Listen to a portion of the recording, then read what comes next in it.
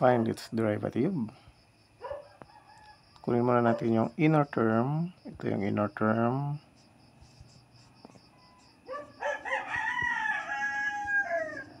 And then yung outer term natin is, ayan.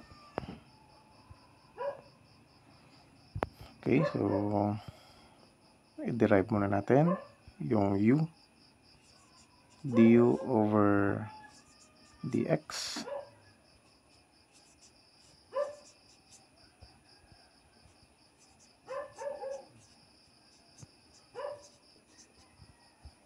Four times negative 9 is negative 36. 4 minus 1, x cubed. So negative x, 1 na lang yan, negative 1. 27, 0. So ito yung ating du over dx. Then yung y naman, dy over du. So yung tangent, ang derivative nito is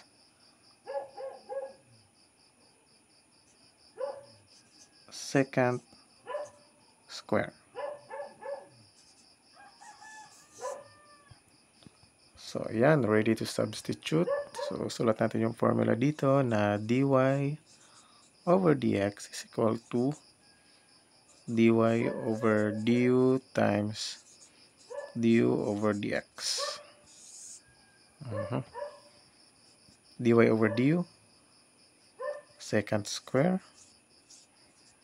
And then yung u, well, kailangan ang u natin, di ba, u, secant, u ay ito, u. Sulat na natin yon.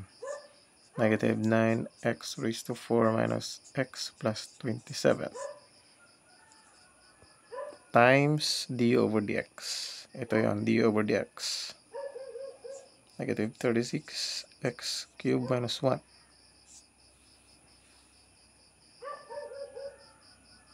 And ituloy natin.